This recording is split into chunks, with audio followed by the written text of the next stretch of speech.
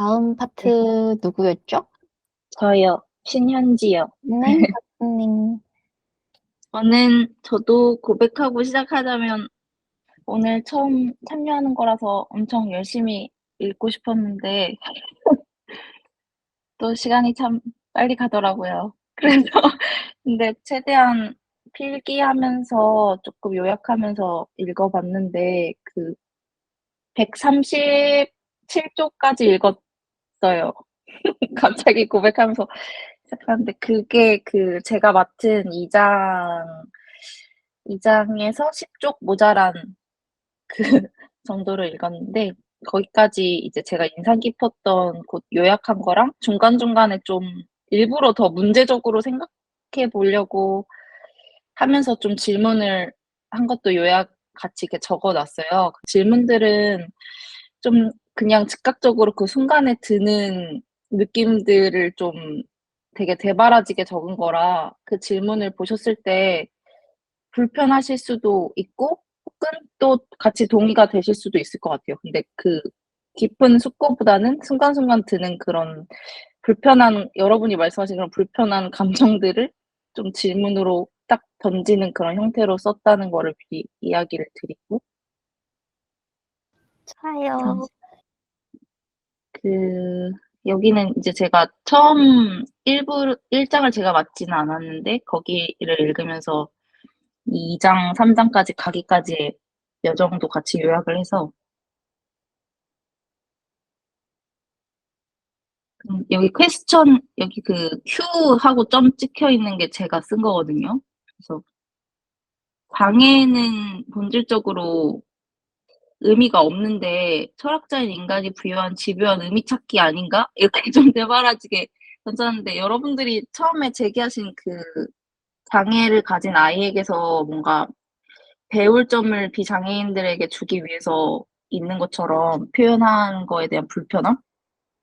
그런 것도 저도 느꼈던 것 같아요. 그래서 장애에는 의미가 본질적으로 없는데 자꾸 뭔가 엄청난 의미가 담겨 있어서 우리가 거기에서 배워야 한다는 그런 말들이 있어서 제 얘기 잘 들리시나요? 잘 들려요. 네, 알겠습니다. 지금 제 화면밖에 안 보이네요. 이 구글 파일. 아무튼 그리고 뭐 종이에 대한 이야기 좀 하다가 제 파트로 가면 여기 제 파트는 아닌데 여기 제가 파란색 그으면 파란색 그은 것도 보이나요? 보여요. 네, 감사합니다. 우리는 표현 언어의 결핍이 수용 언어와 이해의 가능성을 가로막는 것은 아니라는 사실을 명심해야 한다. 62쪽에 이런 제 파트 바로 직전에 있었는데 이거 제가 장애 아동 이야기하다가 고양이 이야기하면 좀 그렇긴 한데 고양이를 기르게 되었는데 길에서 양육해서 근데 그 고양이를 이제 처음 길러보면서 느낀 거랑 비슷해서 뭔가 고양이가 한국어를 하지는 못하지만 제가 하고 있는 얘기를 알아듣는 게 사실인 것 같거든요. 그래서 뭔가 표현 언어가 없더라도 수용 언어는 다르게 지니고 있을 수 있다. 이게 좀 공감이 갔었던 것 같고 모든 인간 존재의 동등한 존엄성을 고취하는 것은 체화된 관계적인 문화화된 인간 존재인 타인의 내재적이고 동등하며 대체 불가능하고 비도구적인 가치를 인정하고 승인하는 것과 같다. 이 책에서 불편한 지점과 동의되는 지점의 감정들이 좀 양가 감정이 있었는데 그중에서 동의되는 감정은 좀 제가 최근에 고민하던 화두랑 연결이 되어 있었던 것 같아요. 뭔가 성과나 성취, 뭔가의 기능적인 달성, 기술의 습득, 그것의 표현, 그런 것들에서 이제 벗어나서 그냥 존재하는 것만으로도 인간에게 가치가 있다라는 말이 이제 뭔가 제가 요새 많이 생각하려고 하고 생각하고 있던 거와 이제 공감이 되는 부분이 있어서 비도구적인 가치에 대한 그런 걸 계속 이야기를 하셔서 그런 것들이 조금 공감이 가는 부분이었고 이제 2장으로 들어가면 이제 정상을 향한 욕망에 대한 이야기를 주로 이 장에서는 했는데, 이제 새로운 노멀함, 뉴 노멀을 성립시키는 거에 대해서 계속 장애 아동을 가진 이 부모가 시도를 하는데, 좋은 삶을 구축하기 위한 능력에 의문을 제기하는 욕망, 그것이 정상을 향한 욕망인데, 이제 중간 부분에는 막 솔직하게 고백을 하더라고요. 나는, 그래, 나 정상을 원한다. 왜냐면, 정상성을 원한다. 나는 그 안에서 안전하고 싶다. 나도 공동체의 구성원으로 안전함을 보장받고 싶다. 나의 자녀와 함께. 그런데 이 정상성에 대해서 계속 이제 흔들면서 그거를 넓히고 싶어 한다는 생각이 들었고, 그리고 다른 장애 아동을 가진 부모들의 글들도 되게 이분이 많이 읽고 또 이렇게 인용도 하셨는데, 우연한 비극의 희생자가 되고 삶의 계획에서 심각하게 탈선하며 근본적으로 충격을 받아 단단하고 진실하다고 믿고 있던 모든 것에 질문을 던지게 되었다. 저는 이 74쪽에 있던 이 부분이 그냥 제 개인적으로는 되게 좋은 상태라고 생각이 들었어요. 뭔가 사람이 어떤 틀 안에 갇혀 있거나 한 방향으로만 생각하는 그 상태가 아니고, 뭔가 모든 것에 질문을 던지게 돼서 이게 탈선한 상태? 근본적으로 충격을 받아서 단단하고 진실하다고 믿고 있던 어떤 세계에 대해서 질문을 던지게 된 상태는 되게 말랑말랑하고 누군가에게 아프고 힘든 상태겠지만 좀 좋은 상태인 것 같다, 인간으로서 라는 생각을 했던 것 같고, 더 확장된 상태. 음, 여기 퀘스천이 있네요. 제가 쓴 사회의 부족함, 자기의 불완전함, 비정상을 받아들일 수는 없는 것인가? 더 나은 사회를 위한 질타와 요구는 이 책에서 말하고 있는 다양성과 대척되는 지점으로 보이기도 함. 이건 정말 단편적인 질문일 수도 있는데, 이분이 이제 되게 사회의 이상적인 변화, 그 장애 아동 역시도 정상적인 범주에 포함되기까지의 그런 촉구, 그리고 계속해서 그런 것들을 뒤흔들고 싶어 하는 그런 욕망이, 정상성에 대한 욕망이 제가 읽었던 장에 계속 드러나다 보니까 지금의 이 상태도 불완전한 사회의 상태인데, 불완전한 사람들의 존재가 모여서 만들어진 사회인데, 불완전한 이 상태를 그대로 받아들일 수는 없는 건지, 그런 생각을 해봤습니다. 똑같이 이분의 아동과 우리 각자의 그런 부족함이 다 있고 모두가 정상 범주에 있다고 겉으론 보이지만 그렇지 않을 수도 있을 텐데, 사회에 대해서 계속해서 그런 요구하는 방향이 조금 그 요구와 그 요청이 좀 그렇게 느껴졌던 것 같아요. 어떤 선을 향해서 이상화된 어떤 거를 향해서 계속 얘기한다는 생각도 들어서, 그 부모로 성장해가면서 정상적인 삶과 좋은 삶에 대한 일반적인 이해를 구분하는 방식을 배우게 됐고,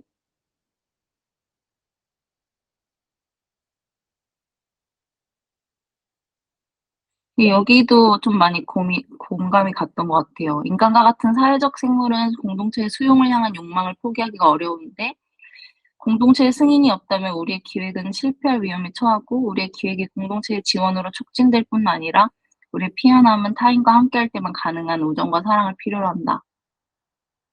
공동체의 성원권을 부정당하는 것은 우리에게 해를 끼치는 것에서 그치지 않고 소속을 거부당하는 것 자체가 해악의 한 형태고, 대부분 정상성을 향한 욕망은 우리 중 한 사람으로 받아들여지고자 하는 욕망일 뿐이다. 이렇게 써 있으면서, 아까 다른 분도 얘기해 주신 정상은 객관적인 현실의 판단처럼 보이지만 주관적인 가치의 판단들이 모여서 만들어진 그런 표준? 그리고 그 표준은 계속 빈번한 그런 정상을 낳기 위해서 노력하게 되고, 여기도 이제 저도 많이 노출이 됐었던 그런 관점인 것 같아요. 자신의 신체, 정신, 삶의 방식에 잘 맞지 않는 제도에 따르려는 시도는 명백하게 불리하며 다른 환경에서는 완벽히 잘 기능할 수도 있을 개인의 기능성에 영향을 미친다. 뭐 어떤 신체 구조나 이런 게 이제 평균치에 의해서 도시가 구성되고 모든 사물이 구성이 되니까 그런 것들에 대한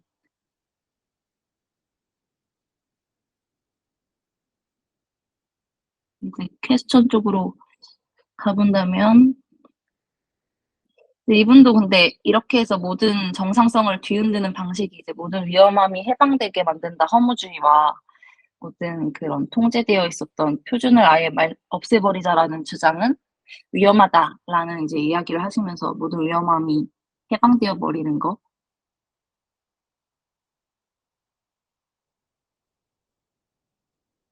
어, 캐나다 교육자 울펜스버거의 정상화에 대한 이야기를 하는데 이제 정상화가 인지장애를 가진 사람을 다르거나 특별하게 보지 않고 따라서 이들을 분리시켜서 평생 아이처럼 대하지도 않는 방식을 이 교육자분이 하셨는데 이 프로그램은 인지장애인을 위한 연령 적합한 활동과 정상 환경에서 해당 장애인이 기능하기 위해 필요한 지원을 요청해서 탈시설화를 요구한 후 많은 이탈 시설로 인해서 많은 이의 삶을 엄청나게 향상시켰다 이렇게 딱 축약을 해 놓으셨길래 저는 그 저도 유경님과 동일하게 이제 아버지가 장애가 있으시고 그 장애 특수 아동들이 있는 인지장애 아동들이 있는 저희 아버지는 이제 신체적으로 장애가 있으신데 인지장애 아동들이 있는 학교에서 그 영화 만들기 수업 같은 걸 진행한 적이 있었거든요. 근데 그 학교에서 이제 자립이라는 키워드로 굉장히 많은 이야기를 나누고 계셨어서 무조건적인 정부의 방침으로 인해서 막 탈시설화를 제도적으로 계속 진행을 하고 그게 많은 정상인들과 함께 장애인들을 지내게 하는 게 그게 차별이 아니며 장애인들에게 더 좋고 그들을 다 해방시켜 줘야 되고 그렇게 정상화를 시켜야 되고 뭐 이런 얘기들을 제도적으로 이제 오케이가 돼서 모든 제가 갔던 특수학교에서도 장애 아동들을 자립시켜야 되는 상황이었는데 굉장히 고민이 많으신 상태에서 제가 수업을 하러 갔어서 그거를 너무 귀 따갑게 듣다 보니까 이런 질문이 생겼어요. 이렇게 모든 이의 삶을 엄청나게 향상시켰다 이렇게 축약하기에는 탈시설을 한 장애인의 자립 문제가 근데 빚더미에 앉거나 일반 그런 비장애인에게 사기를 당하는 사례가 빈번하고 나가서 지내는 장애인이 무조건적인 탈시설을 외칠 것이 아니라 자립할 수 있도록 세계적인 지원이 필요하지 않을까. 탈시설 후에도 장애인이 고립되지 않도록 공동체를 구성하는 등 지속적인 관계망의 형성이 필요하다. 이렇게 적어놨는데 저도 이 이 부분에 네. 네. 네. 네. 말씀해 주세요.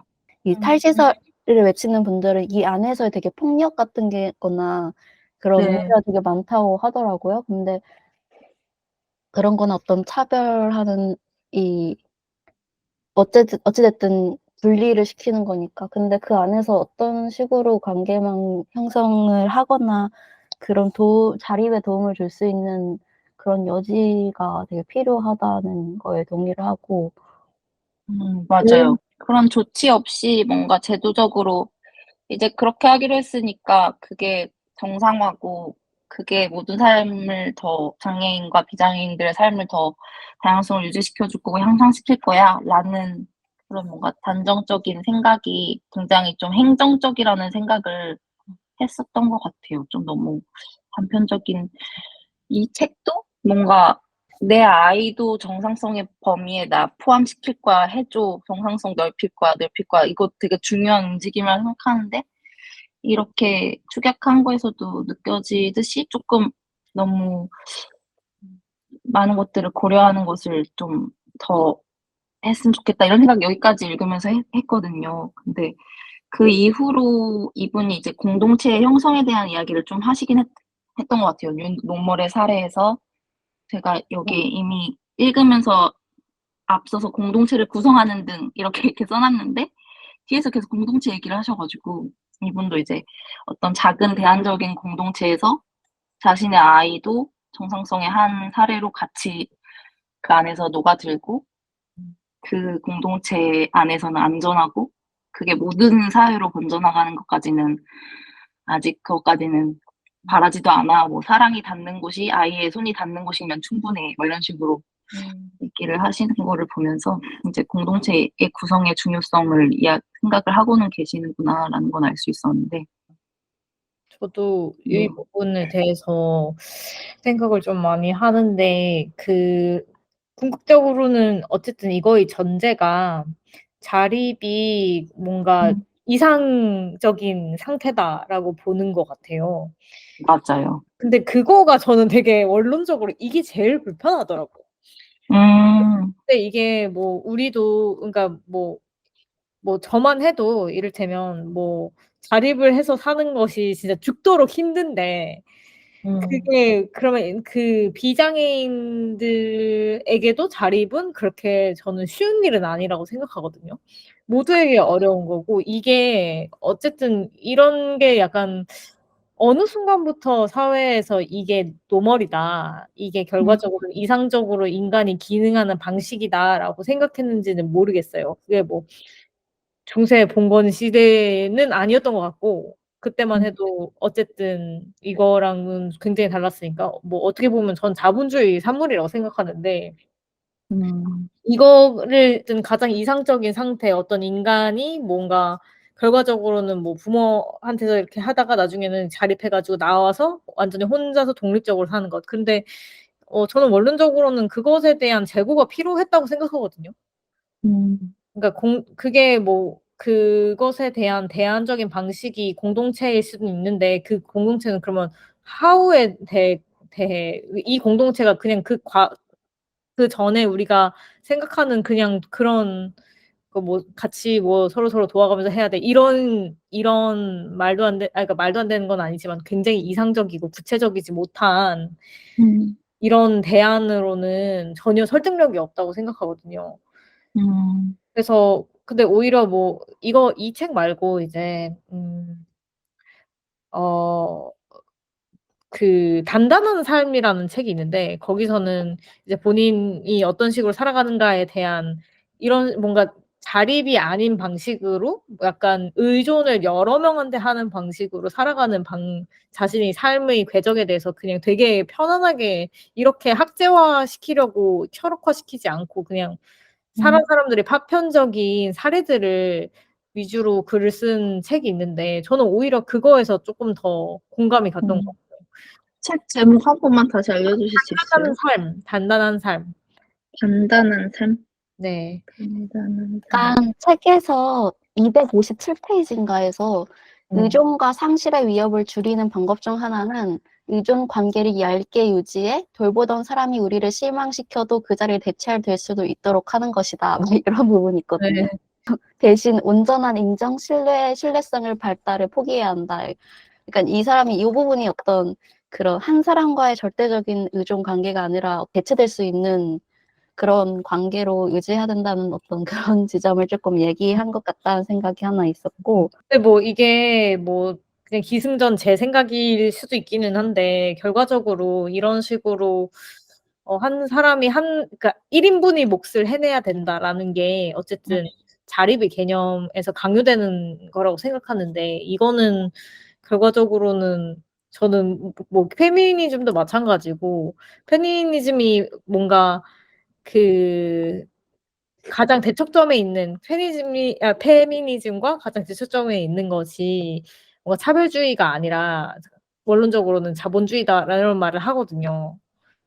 근데 그 이유가 어쨌든 그런 구조를 만들어내는 것, 어떤 사람이 누군가가 더 상위에 가고 누군가가 아래에 가는 그런 피라미드적인 구조를 만들어내는 것은 결국은 자본주의에서 나타나는 현상이기 때문에 이 자본주의 자체를 전복해야만 한다라는 게 저는 그런 방향성의 페미니즘을 제가 지향하기도 해서일 수도 있는데 이거랑 저는 비슷한 맥락이라는 생각이 들었거든요. 그 의존과 1 인분이라는 뭐 어쨌든 그 사회 기능론적으로 굉장히 보는 거고 한 사람이 기능을 해서 한 사회에 뭐 어떤 정도의 비율을 반드시 채워 나가야 된다. 이렇게 강제를 하는 건데 이거 음. 구조 자체에 대해서 전환하지 않으면 결과적으로는 저는 이 논리 자체가 별로 수용되기가 어려울 것 같다라는 생각이 좀 엉엉 듭니다.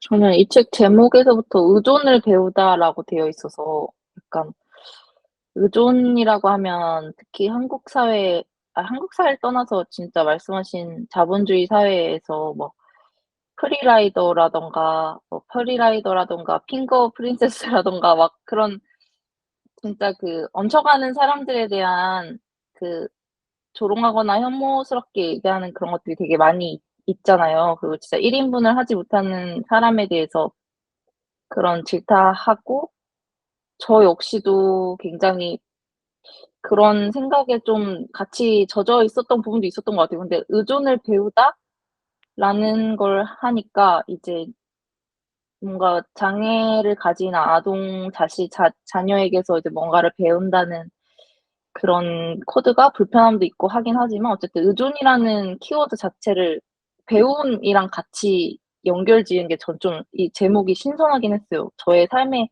방향에서 제가 좀 많이 생각하지 못하거나 좀 간과했거나 아니면은 굳이 찾아서 읽고 싶지 않았던 부분이었던 것 같고 그래서 좀 의미가 있었던 것 같아요. 그래도 저 많이 읽지 못했지만 그리고 여기 이제 뉴 로멀 사례로 가면 이제 홀로코스트 생존자랑 과거의 트라우마를 공유하는 사람들과만 교제하던 그 본인의 그런 가족의 사례를 이야기를 하면서 정상성의 감각을 자기네들끼리 만들어낸 사례.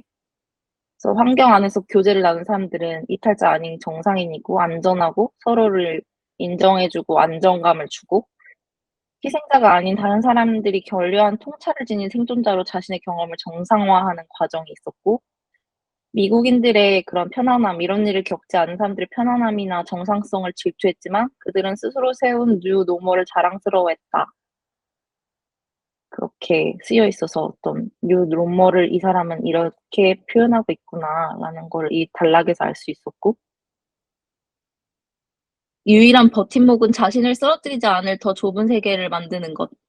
이게 이제 저는 공동체의 형성이라고 생각했는데 이거는 아마 케이스 바이 케이스로 그 형성 방법은 다 다를 것 같긴 해요. 근데 더 큰 단일 언어 공동체로부터 분리된 작은 공동체가 작은 집단에서는 완전히 이해가 가능하지만 더 큰 집단에서는 이해하기 어려울 수 있는 변형이나 방언을 만들어내는 거. 그래서 그런 변형과 방언은 더 널리 수용되는 언어적 자원을 풍성하게 하고 개발하는 데 도움을 주고 마찬가지로 가치 있는 대안적 공동체도 더 큰 사회 규범을 풍성하게 하고 확장할 수 있고 소수에게만 정상인 것이 정상에 대항하기 위한 발판이 되는 정치적 변화의 공간. 뭐 이렇게 그 작은 대안적 공동체, 가치 있는 대안적 공동체에 대한 얘기를 이제 구체적으로 공동체란 단어까지 써서 얘기를 해주는데 저는 이거에 대해서도 이제 퀘스천이 독립된 작은 사회가 갖는 문제점도 되게 많이 있고 저도 실제로 경험했었고 그들만의 도덕선이나 윤리관들이 생성되면서 외부로부터 폐쇄된 자신들만의 그런 되게 괴이한 막 그 섬을 비하하는 건 아니지만 섬 지방의 뭐 영화나 이런 데 보면 섬 지방에 사시는 분들끼리 만든 그 도덕선으로 인해서 공통선과는 너무 그 차이가 생겨버리는 그래서 범죄 양상하고도 뭔가 연관이 되는 모든 작은 공동체들이 그렇게만 귀결된다는 건 아니지만 좀 그런 풍성하게 하고 좋기만 하다 이렇게 표현하기에는 그 안에서 사람들은 또 그런 군중 심리나 모두가 그 안에서 공동체 사람들이 맞다고 하면 그게 맞다고 생각하고 막 사이비들도 다 그렇잖아요. 그러니까 약간 교주님이 널 사랑해서 그래 이러면 막 그렇게 해서 막 다 이상한 일이 막 일어나고 옆에 있는 사람들이 맞다고 하면 그런 것 같고 막 그렇게 자기네들끼리 공통성과 멀어진 그런 폐쇄적인 관점들을 갖게 되는 사례들도 있는데 이게 이렇게 퉁쳐서 얘기할 수 있는 건가? 그러니까 물론 이 사람이 얘기하는 다양성을 만들어내기 위해서 그런 대안적인 공동체 안에서 안정감을 찾고 정상성의 범위를 넓히는 것에 대한 가치도 물론 있지만 그 측면에 있는 좀 부분에 대해서도 걱정이 됐던 것 같아요. 음. 뭐 저는 조금 피상적이고 좀 이 사람이 감정적으로 썼다고는 생각하지만 여기 세샤가 우리에게 주는 게 그래서 뭐냐고 난 이거야 이렇게 딱 얘기를 정의를 해서 2장 끝쪽에 얘기를 해주는데 저는 이 부분이 개인적으로 되게 좋긴 했어요. 뭔가 어디 갔지? 여기 보면은 세샤를 통해 중심성, 평정, 힘이 좋은 삶의 구성 요소임을 배웠다. 하면서 세샤는 관심, 욕망, 기쁨을 가지며 그중 일부는 평생 유지되고 일부는 점차 개발되었다. 물, 음식, 음악, 사랑, 웃긴 영화를 보러 가는 기쁨과 같은 것. 그래서 뭐 사전에 형성된 기대 없는 삶에 감사하게 되고 기술이나 능력의 증거를 보는 일은 놀랍고 기쁘지만 삶을 그 자체로 받아들이고 그냥 존재하는 능력 또한 놀랍고 기쁘긴 마찬가지다. 내가 중증장애를 가진 우리 아이로부터 얻은 가장 심원한 기쁨 중 하나는 존재할 수 있는 능력이다. 이게 조금 여기가 요새 생각하던 부분이랑 좀 맞닿아 있어서 그냥 뭔가를 해야 뭔가를 성취해내고 뭔가를 퍼포먼스를 보여주고 뭔가를 해야 가치가 있는 사람이 아니라 그냥 있어도 그냥 존재 자체로도 감사하고 되게 사랑받을 만하고 그냥 존재 자체로 가치가 있는 게 사람인데 그런 생각을 개인적으로는 했던 것 같아요. 네, 3장은 제가 133쪽까지 읽었기 때문에 좀 이제 인식적인 겸손이라는 표현이 나오면서 그런 아직 오지 않은 것에 대해서 선택을 내린다는 것 자체가 좀 모순일 수 있다. 아직 겪어보지 않은 것에 대해서 겸손해야 될 필요가 있다. 뭐 이런 얘기를 하고 계셨던 것 같습니다.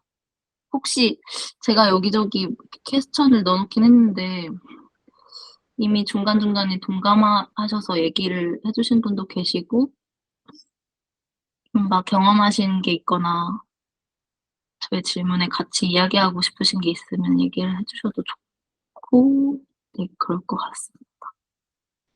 그 마지막 부분에 대해서 저도 동감하기는 한 것 같아요. 어떤 가치로운 거를 해야만 어떤 성과를 얻어야만 인간의 삶이 가치로운 게 아닌데 가치로운 삶이 뭘까? 약간 이런 생각을 했던 것 같고 뭔가를 배우고 뭔가 한국에서는 특히 뭔가를 하지 않으면 계속 도태되는 것 같은 느낌인데 뭐 인스타 릴스만 봐도 뭔가 다 빨리 따라해야 할 것만 같은 그런 사실 요즘에 좀 이런 불안감 같은 게 있었었는데 나이에 대해서도 생각을 하고 그런 한국인의 어떤 빨리빨리 삶에 대해서 생각을 하게 됐었는데 좀 다양한 형태의 삶이 안 보여지니까 더 그런 것 같기도 하고 그래서 그런 부분에 대해서는 동감이 됐던 것 같고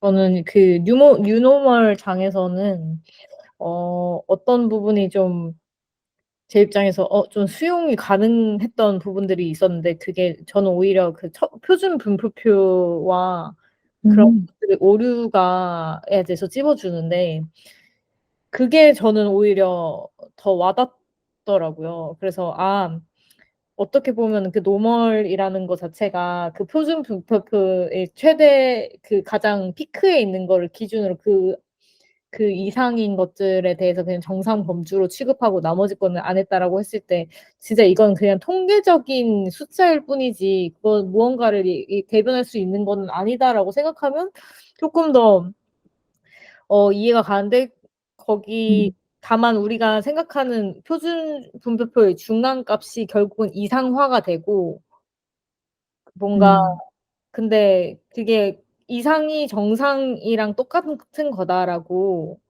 취급되는 것이 오류에 대해서 집어낼 때 그거에 대해서는 되게 동감이 많이 됐어요.